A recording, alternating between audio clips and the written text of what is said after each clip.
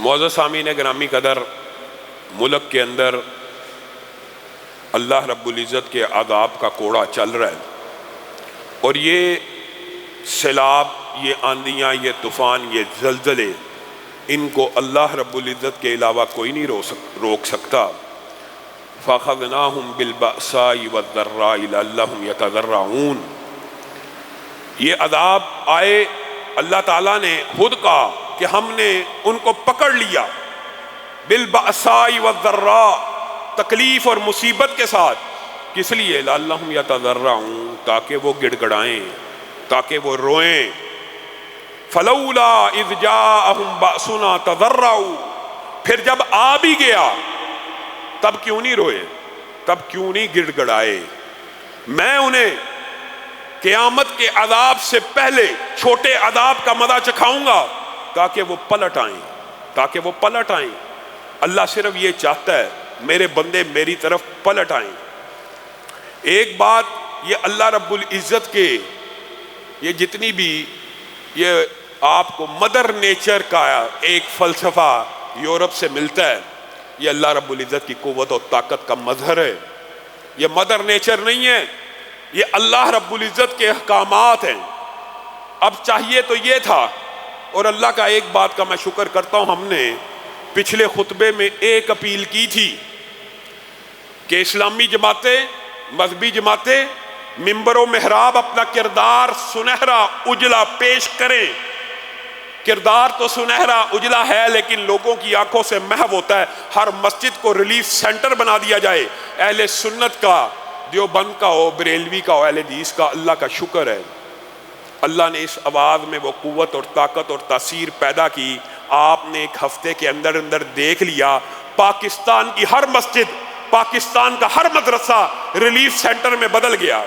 یہ کیا ہوا کہ سیکولر جماعتیں جن کو آپ ووٹ، نوٹ اور سپورٹ دیتے ہیں، وہ تو عوام تک نہ پہنچے، اور وہ دینی جماعتیں جن کو آپ صبح سے لے کے شام تک گالیاں دیتے ہیں، وہ لوگ جو مولویوں کو صبح سے لے کے شام تک برا بلا کہتے تھے، وہ بھی مجبور ہو گئے، وہ بھی مجبور ہو گئے۔ ٹویٹس کی ہیں، آپ ٹویٹر اٹھا کے دیکھ لیں، وہ جو دن بھر رات مولویوں کو برا بلا کہتے تھے، وہ بھی کہہ رہے ہیں کہ بے شک اس سیلاب کے اندر اگر خدمت کی ہے تو دینداروں نے کی ہے، دین پسندوں نے کی ہے، دینی جماعتوں نے کی ہے۔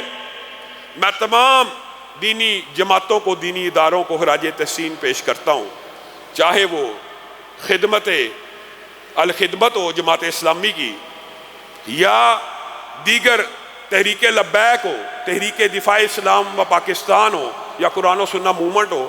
اس کے علاوہ بھی آپ یہ دیکھیں کہ سب سے زیادہ امداد کی ترسیل مسجدیں کر رہی ہیں، مدرسے کر رہے ہیں۔ یہاں پہ ایک بات سوچنے کی ضرورت ہے، جو مجبوری میں، پریشانی میں، آپ کا غم گسار ہے، آپ کے ساتھ کھڑا ہے، آپ کی مصیبت میں، آپ کی پریشانی میں، جب وہ خود الیکشن پہ کھڑا ہو جائے، آپ اس کو ووٹ نہیں دیتے۔ آپ کہتے ہیں ووٹ چور کا ہے، ووٹ لٹیرے کا ہے، ووٹ سیاستدان کا ہے، ووٹ جگیردار کا ہے۔ یہ کون سا گندا فلسفہ کہاں سے آیا؟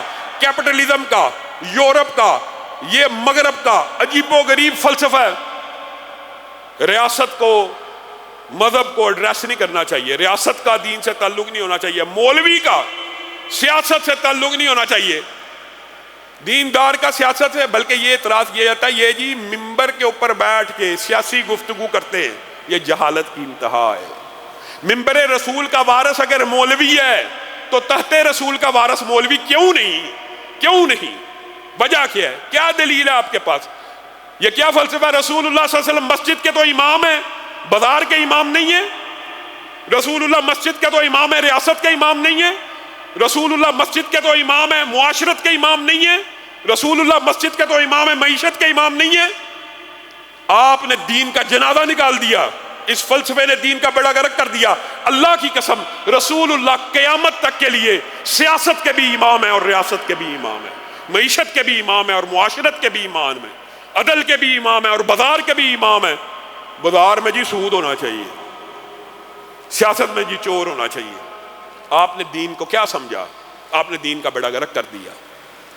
پورے یورپ اور مغرب کو آپ اس مسجد میں بیٹھ کے صبح سے لے کے رات تک 24 گھنٹے اللہ اللہ اللہ اکبر کی تسبیح نکالتے رہے, کسی یورپ کے بندے کو کوئی فرق نہیں پڑے گا. جس دن آپ یہ کہیں گے کہ رسول اللہ کا دین ریاست کے اندر بھی آ جائے, سیاست میں بھی آ جائے, پوری دنیا آپ کے خلاف ہو جائے گی. آپ کو چاہیے, آپ سب کو چاہیے, اور تحریک دفاع اسلام و پاکستان بنانے کا مقصد ہی ایک سیاسی تحریک کا آغاز ہے, جو بیداری کی اور حریت فکر کی ایک تحریک ہے, جس کے مخاطب اول اور بالخصوص اہل حدیث ہیں, اہل توحید ہیں, اور بالعموم تمام اہل سنت ہیں. وجہ کیا ہے؟ وجہ بھی یہ ہے کہ اگر برائی متحد اور متفق ہو سکتی ہے تو اچھائی متحد اور متفق کیوں نہیں ہو سکتی؟ افسوس ہے, افسوس ہوتا ہے کہ برائی متحد ہے اور اچھائی منتشر ہے. میں ایک عرصے سے اس بات کو کہہ رہا ہوں, اور اللہ کا شکر ہے کہ لوگوں کے دلوں میں ہماری بات پہنچ رہی ہے, اور مذہبی سیاسی جماعتیں بھی اس بات کو اب سمجھنا شروع ہو گئی ہیں کہ سولو فلائٹ کا کوئی فائدہ نہیں, الگ الگ الیکشن لڑنے کا بھی کوئی فائدہ نہیں. اتحاد اہل سنت وقت کی ضرورت ہے. وجہ کیا؟ مشترکات بہت زیادہ ہیں. اہل حدیث ہو, دیوبندی ہو, بریلوی ہو, اگر آپس میں مل کے ایک سیاسی قوت اور تحریک بن جائیں تو پھر حقیقی معنوں میں نہ نون نہ جنون, رب کی دھرتی رب کیا قانون کا نعرہ چھا سکتا ہے اگر سب مل جائیں. اگر آپ جماعت اسلامی اکیلا الیکشن لڑتی رہے, تحریک لبیک لڑتی رہے, تحریک دفاع اسلام لڑتی رہے, آپ کچھ ووٹ تو لے لیں گے, لیکن آپ اتنی تعداد میں سیٹیں نہیں جیت سکیں گے کہ جو آپ ایک مؤثر پریشر گروپ بنا سکیں. اور یہ بھی بات یاد رکھ لیجئے, میں اتحاد کو کفر نہیں سمجھتا. اتحادی سیاست سیکولر جماعتوں کے ساتھ کی جا سکتی ہے. مولانا داؤد غزنوی سے لے کے مولانا اسماعیل سلفی تک, اور مولانا اسماعیل سلفی سے لے کے علامہ شہید تک, اور علامہ شہید سے لے کر پروفیسر ساجد میر تک, ہمارے اسلاف کی پوری تاریخ ہے. اتحادی سیاست سیکولر پارٹیز کے ساتھ کی جا سکتی ہے, لیکن کن اصولوں اور بنیادوں کے اوپر کہ اہل دین, اہل مذہب اور اسلام پسندوں کے حقوق کا تحفظ ہو. دفاع اسلام و پاکستان کا تو مطلب ہی یہ ہے کہ اسلام کا تحفظ بھی ہوگا, اور اگر ضرورت پڑی, اور یہ بات بھی میں شرح صدر سے کہنا چاہتا ہوں, خدا نہ خواستہ پاکستان کے اوپر جب بھی کبھی دشمنوں کا حملہ ہوا تو وہ کلاس جس کو آپ اقتدار دیتے ہیں, اللہ کی قسم وہ میدان جہاد میں بھی نہیں نکل سکتے. وہ انڈیا کے ان بارڈروں کے اوپر بھی کھڑے ہو کے نہیں جنگ لڑ سکتے. وہ جنگ بھی اگر فوج کے شانہ بشانہ لڑیں گے تو اہل دین لڑیں گے, اہل اسلام لڑیں گے, دین کے طلبہ لڑیں گے. دفاع اسلام بھی ہوگا, دفاع پاکستان بھی ہوگا, لیکن کب ہوگا؟ جب آپ لوگ ساتھ دیں گے, جب آپ لوگ بھی ایسا رویہ اور طرز عمل رکھیں گے کہ ٹھیک ہے جی دینی جماعت کے طور کے اوپر تو سپورٹ کرنا ہے, اللہ کے فضل سے, اللہ کے فضل سے تحدیث نعمت کے طور پہ کہہ رہا ہوں کہ لوگوں نے سپورٹ کیا. اس حلقے سے جماعت اسلامی کو کتنا ووٹ ملا؟ 1400-1500, لیکن خدمت کو سب سے زیادہ سپورٹ ملی ہے. تو اس سپورٹ کا کیا فائدہ ہے؟ عوام کی داد رسی ہو رہی ہے, ہونی چاہیے, لیکن اگر آپ اس کو کنورٹ نہیں کر پاتے, اور اگر آپ یہ جو پریشر گروپس ہوتے ہیں, مذہبی جماعت بنیادی طور پہ محتسب ہوتی ہے, اگر آپ قوت و طاقت, آپ لاکھوں لوگ میرا ساتھ نہیں دیں گے تو مجھے بتلائیں ایمانداری سے, ہم اگر جائز قانونی احتجاج کے لیے, مثال دے رہا ہوں, ایک مثال سمجھانے کے لیے کہہ رہا ہوں, آپ کو کوئی خلاف شریعت کام نظر آتا ہے, باہر ایک بورڈ لگا ہوا ہے, اس کے اوپر واہیات قسم کی تصویر لگ گئی ہے, اور بعض علاقوں میں نے سنا لگ بھی چکی ہیں. اگر آپ اس ایڈورٹائزنگ کمپنی کے خلاف اور پیمرا کو حرکت میں لانے کے لیے اگر آپ احتجاج نہیں کریں گے, وہ لگا رہے گا جب تک آپ احتساب کا کردار ادا کرنے کے لیے تیار نہیں ہوں گے, جب تک عوام نہیں مل جائیں گے. اور اس بات سے بھی گھبرانے کی ضرورت نہیں ہوتی. بعض لوگ گھبرا جاتے ہیں, جی آپ یہ جو اتحاد کی بات کرتے ہیں, دیوبندی بریلوی اہل حدیث, جی ان کی تعداد زیادہ ہے, جی وہ حاکم. اور بھائی دینی جماعتیں ساری مل بھی جائیں تو ایک پریشر گروپ بنے گا.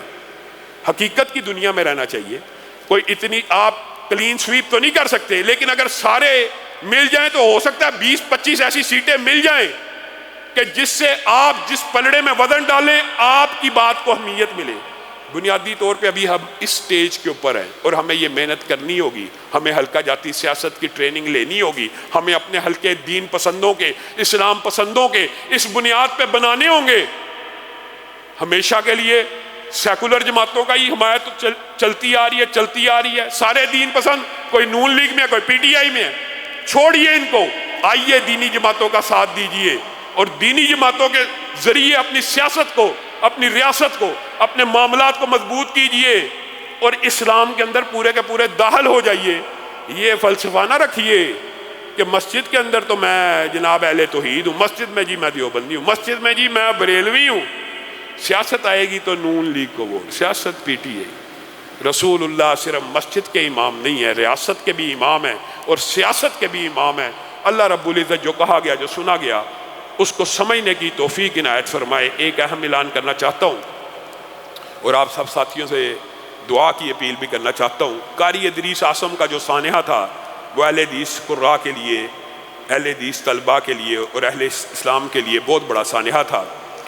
ان کے بعد قرات کے اندر بہت بڑا نام قاری عزیر صاحب انتقال فرما گئے ہیں، انا للہ و انا الیہ راجعون۔ سب ساتھی ان کا نماز جنازہ گلشن راوی کے اندر جمعے کے بعد ہونا ہے، سب ساتھی دعا کریں اللہ تعالیٰ ان کو غریق رحمت فرمائے، ان کو جنت الفردوس میں جگہ عنایت فرمائے۔ انہوں نے جو لاکھوں کی تعداد میں اپنے شاگرد چھوڑے ہیں ان کو ان کے لیے صدقہ جاریہ بنائے۔